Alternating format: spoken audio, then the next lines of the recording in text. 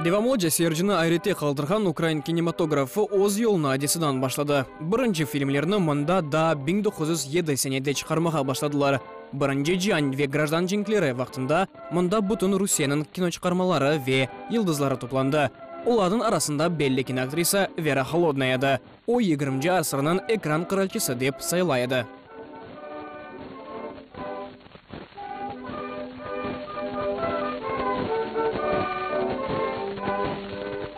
1919 сенесі Қырмызы арбилер Одессаға кіргенде мұнда шахси кинофабрикаларының темелінде Украина тарихінде бірінші Девлет киностудиясы яратылды.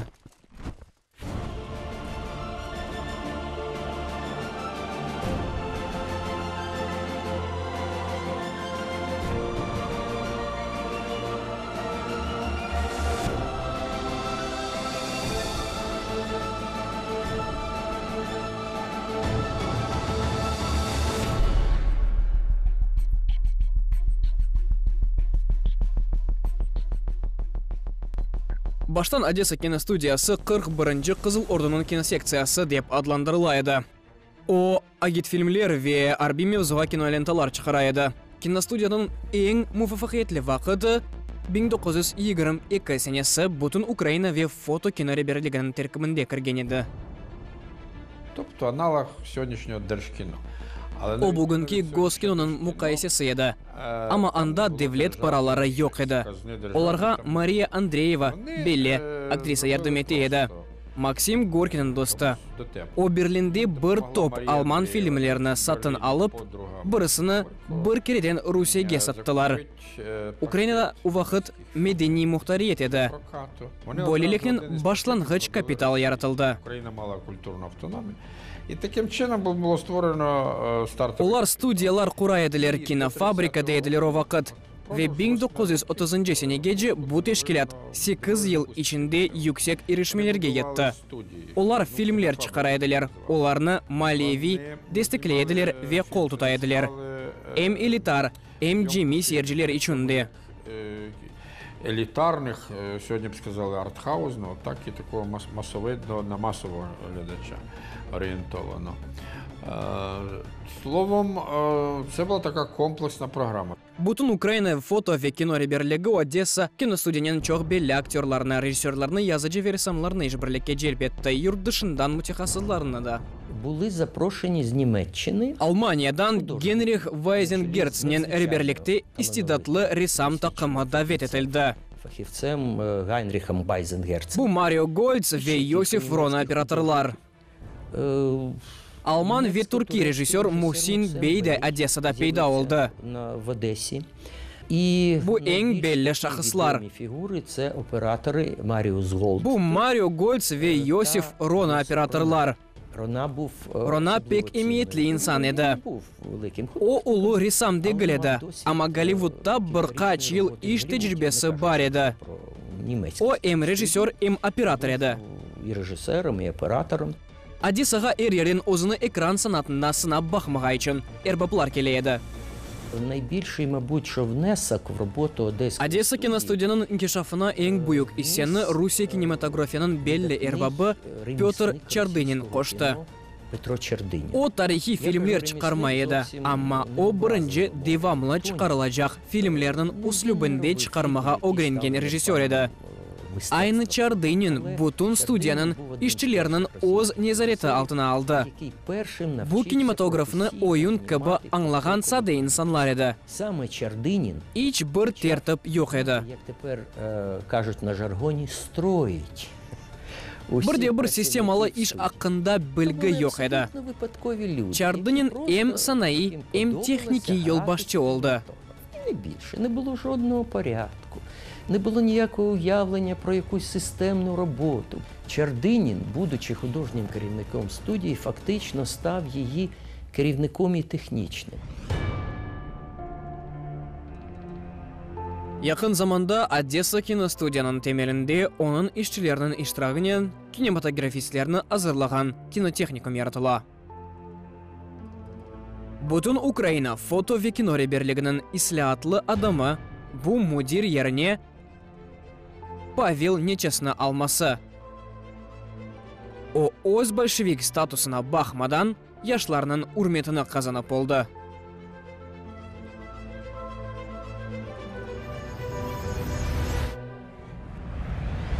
Нечес був моряк Чорноморського флоту. Нечес Қара деңіз флотының деңізшісі еді. Війни, революції, Инқилабның ве граждан жеңінің фаал іштирақчысы еді.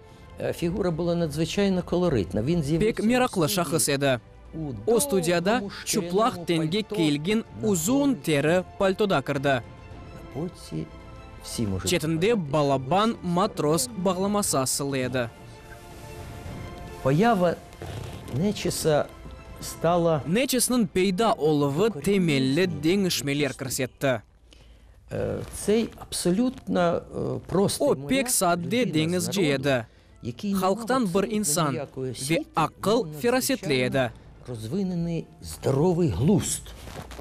І як тепер знову ж таки кажуть на жаргоні, Бу ферасеті эфсаневи олды.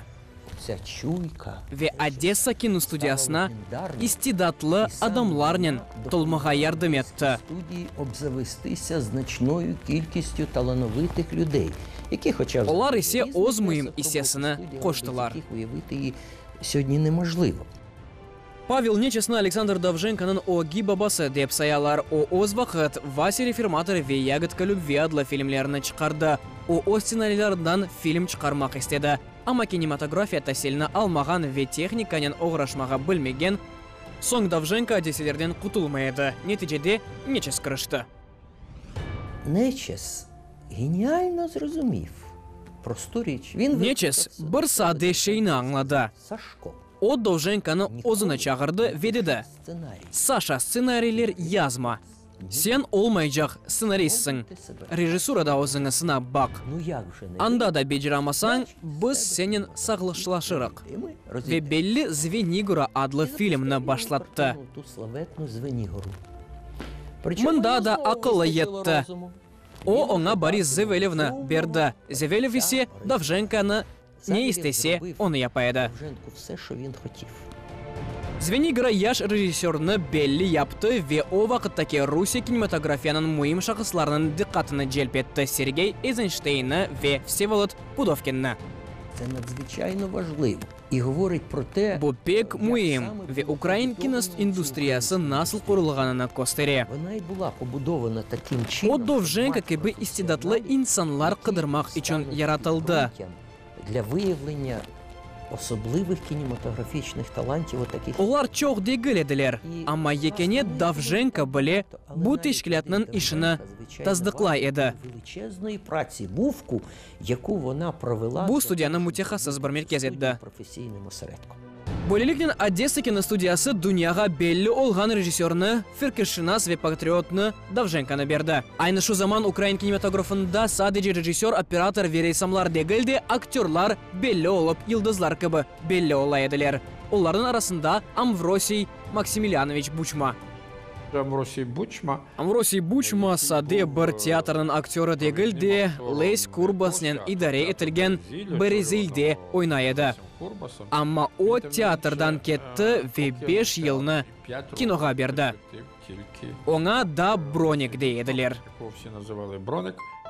Броникны тек Одессада дегілде дигер ерлерде де біледілер. О эмиетлі актер олып 50-ден зияде фильмлерде чықты. Серджілерінің о вақыт Бучма прокатқа шыққан эпсы фильмлерде олмақ керек деп біледілер. Був настільки востребований, що О қадар кереклі еді ки сейірджілер асла аңламайдылер біле.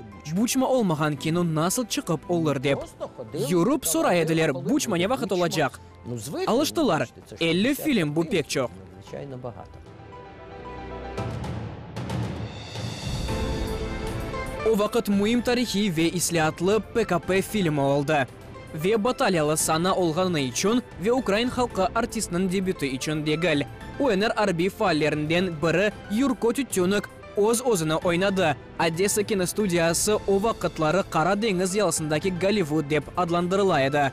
Чүнки мында чешіт түрлі яратыжы деңевлер үшін имкан берлейді. Яратылған бірінші күнлерден оның оз санай услугы пейда олды.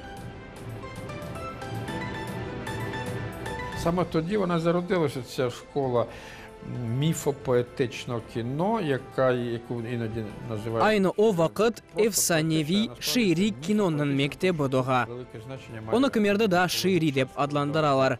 Ama gerçekten o efsanevi şiiri kino. Çünkü mında da degerli efsaneler. Як відомо, Ayni o vaqtda Ukrayna için ekranlı efsaneler yaratılmağa başladı. Belli ki Amerika Birleşme Devletler bu Голливуднен yaratılgan efsane. Як відомо, Сполучені Штати – це передусім міф, витворений кінематографом, Голлівудом. Український міф, ну і... Ukrayn efsanesi Davženka'nın filmlerde көріне. Анда ise butun incelikler açıklana. Перший – це оглядання озирання. Birinchileri bu keçmişke bakışlar, aynı keçmişte birde-bir sırlar saklı deb düşünüyedi. Добування якої дасть можливість матеріальному... Efsanenin maqsadi keçmişni şimdiki vaqtnen birleştirmektir.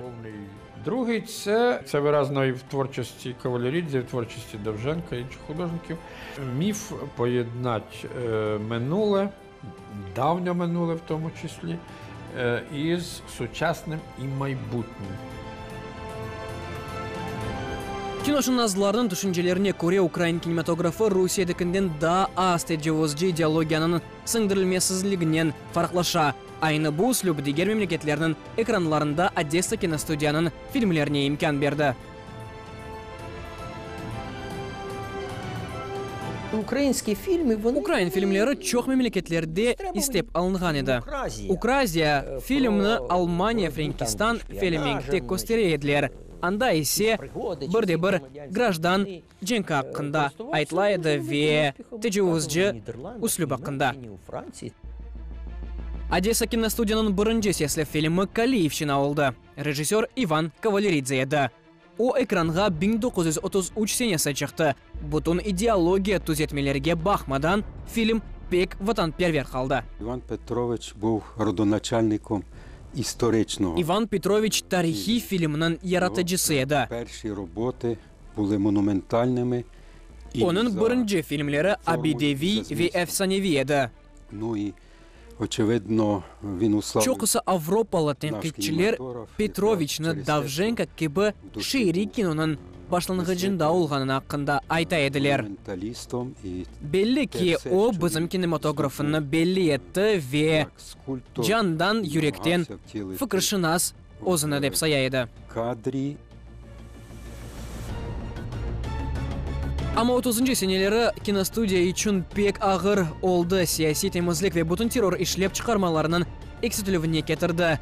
1937 senesi 5 film, 1939'da 2. Studiyanın direktörü Pavel Neches repressiyalarga uğradı. Ama cenkten o güne Odessa kinostudiyasında marinistika uslubu yaratıla. Mareki ve Morskoy Yastreb filmleri, Vladimir Braun'un filmi Morskoy Post, Georgiy Tasina'nın Doç Marika filmleri terror vaqtında da studiyanın işlep çıkarma çaresini tasdiqlayadilar. İkinci Cihan Cenk'nin vaqtında studiya Tashkentke ve Almatıga çıkarıla belli Leonid Lukov'un dva baytsa Sergey Eisenstein'nin Ivan Grozny ve diğer belli filmlerinde Odessa kinostudiyanın işçilerinin büyük hissesi var. O'z g'ayridan yaratılığını kinostudiya butun devlet için digerli olğan filmden başladı. Vesna na Zarechnoy улице. Filmi birinci resmi şekilde hakimiyetinin tasdiqlandı. Ondan yangi devri başlandı. Yevgeniy Yevstigneyev, Oleg Dal, Vasiliy Shushkin, Vladimir Vysotsky, Anatoly Papanov ve Larisa Udovichenko o vaqt o'z birinci kino rollerini icra ettiler. З Москви, до речі, дуже багато людей їхали. Moskvadan Ukraynaga çok adam o'z birinci filmlerini chiqarmaga kelediler. Mında ularga avesliknin imkan beriledi. Mında tasdiqlanmaga istaydilar. На жаль, дуже мало хто. Ama Odessa kinostudiyanın eng parlaq sayfasi Davženka, Kavaleridze, Kurbas, Zankevetskaya, Ujviy ve Buchma adlarının belli.